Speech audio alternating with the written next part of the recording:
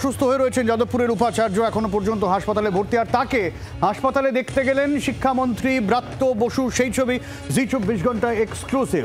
উপাচার্যকে শারীরিকভাবে নিগ্রহ করা হয়েছে, তারপরেও হেনস্থা করেছে একটি রাজনৈতিক দল, এমনই মন্তব্য বেরিয়ে এসে শিক্ষামন্ত্রী। আমি আজকে ওনাকে দেখতে এসেছিলাম। ডাক্তার আমাকে নিজেই বললেন একটু আগে যে ওনার কোনো রকম মানসিক চাপ ওনার নেওয়া যাবে না।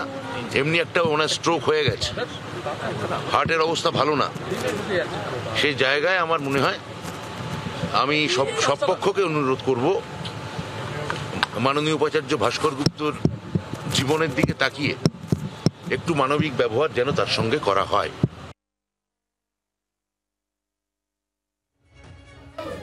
যেরকম বললাম আপনাকে, ব্রাত্য বসু তিনি কেমন আছেন জানেন না। যেরকম আগে আপনাকে বললাম যে ব্রাত্য বসু বলেছেন যে একটি নির্দিষ্ট রাজনৈতিক দলের বিরুদ্ধে তার অভিযোগ। কি বলেছেন শোনাবো।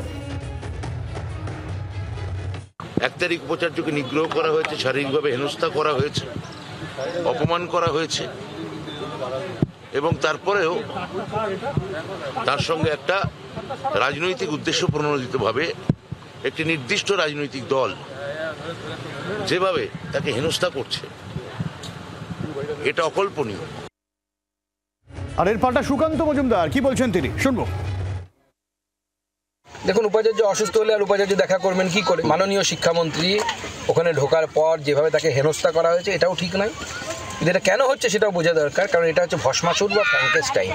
এই সমস্ত শক্তি যারা বিশ্বাস করে ভারত তেরে টুকরে হোঙ্গে ইনশাল্লাহ ইনশাল্লাহ, কাশ্মীর মাঙে আজাদি, ভারত মাঙে আজাদি, পশ্চিমবঙ্গ মাঙে আজাদি, এই সমস্ত সংগঠনকে কারো সমর্থন করা উচিত নয়। নো ভোট টু বিজেপি এরা করুক, কিন্তু এদেরকে কোনোভাবে সমর্থন করা উচিত নয়, কারণ এরা দেশ বিরোধী কাজ করে। বাংলার আওয়াজ, বাঙালির আবেগ, জি 24 ঘন্টা।